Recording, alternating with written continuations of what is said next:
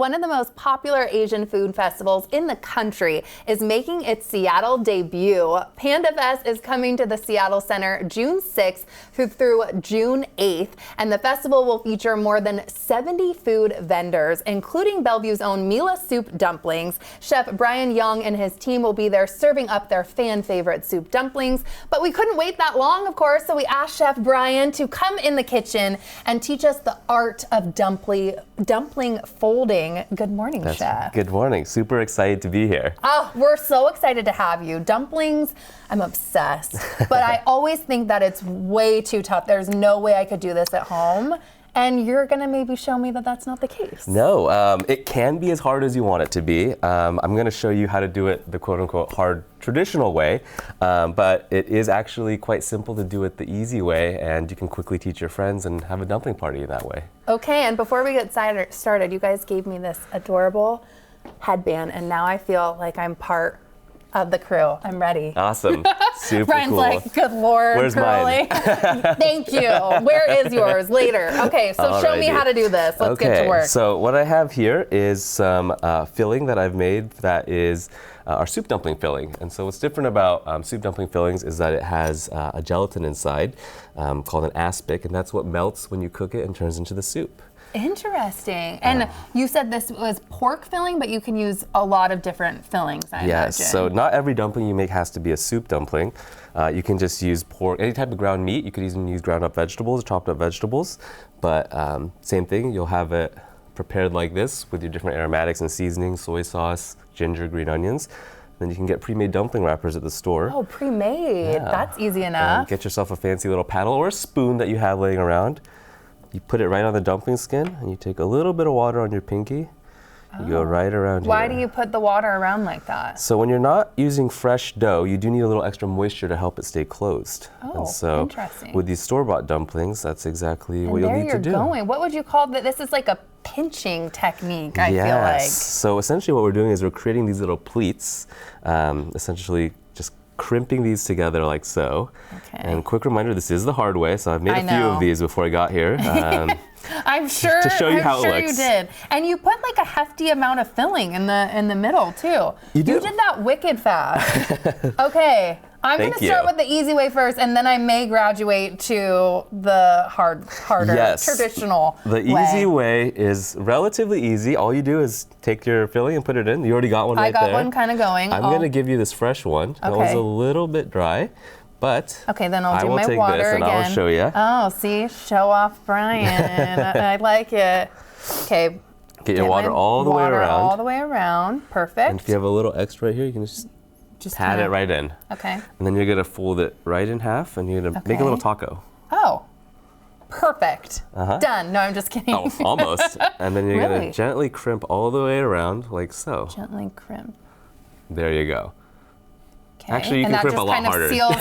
Did I go too hard? No, you can go harder is what I'm realizing, actually. Okay. There you go. Because you don't want these to explode when they're cooking. Yeah, fair. And another thing that helps with that is crimping up to the meat, like this. Okay, so so then air pocket doesn't expand and pop. I went really delicate. Okay, I'm in now. That looks amazing. Okay. Thank you, Brian. And you could even stop right here. You can make like a dozen of these and just cook those up, and those would be ready to go.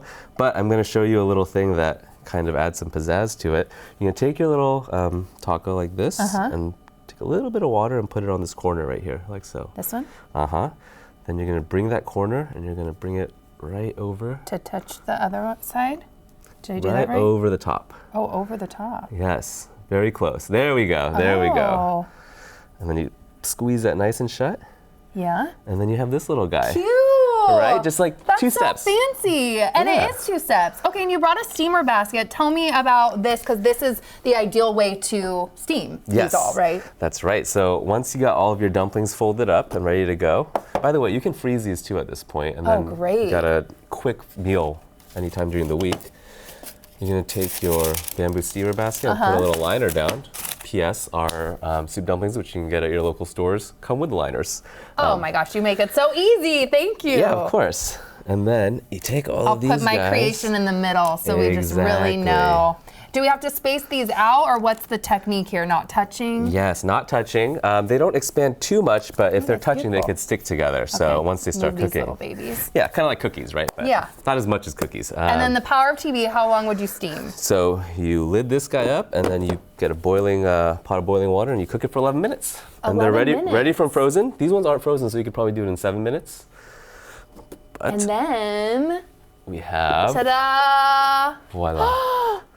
Oh my gosh, so while I'm trying these, you have to tell me about Panda Fest that's happening. So Panda Fest is a 3-day event, one of the biggest in America, and it's coming to Seattle for the first time.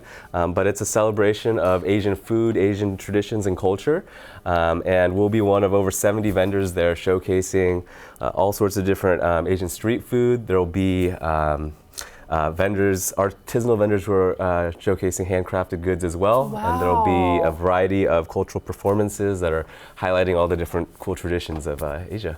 That's amazing. And I also heard a 15-foot inflatable Yes, panda. a great photo opportunity for you guys and the kids. I think that this will be a super cool kind of centerpiece in the festival as well. Gosh, that sounds so, I can't believe it's the first year too that it's coming to Seattle. I know, right? That's got to be so I'm exciting. a huge fan of like night markets and food festivals. There used to be one in Vancouver. I think there might still be. So it's super cool that it's just right in our backyard. Absolutely. And you also have some dipping sauces I want to talk about too. that's Tell me right. what sets these apart. So this is our sauce trio, and this is our dumpling dipping sauce, which is a little sweet and savory and has a little tang to it. Ooh. This is our umami sauce, which is kind of like garlicky and oniony and super savory.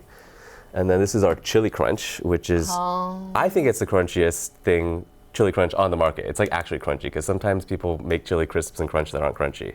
Yeah, and you want the texture, at least I do. I want the crunch. I want the texture, and so that's why we developed this guy right here. And so the really convenient thing is you can just mix all 3 of those together and get a wonderful little dumpling sauce like so. Oh my gosh. Well, I already tried the dumpling without the sauce and it was 10 out of 10. Oh, it was awesome. so delicious, and I can't believe how warm they still were. Yeah, they're in good. that- They keep Yeah. super convenient. You can have them from frozen. Takes 11 minutes to cook, and kids love them. So. Easy peasy. Okay, I'm gonna dive in and dip into this more, but first I'll do the teas. Thank you so much, Yes, you're Ryan. very welcome. And don't miss Panda Fest at the Seattle Center. It runs June 6th through June 8th. All tickets, though, must be purchased in advance. They will not be sold at the door, so make sure to visit the Panda Fest Seattle website for ticket information. The New Day Northwest Kitchen is brought to you by Safeway.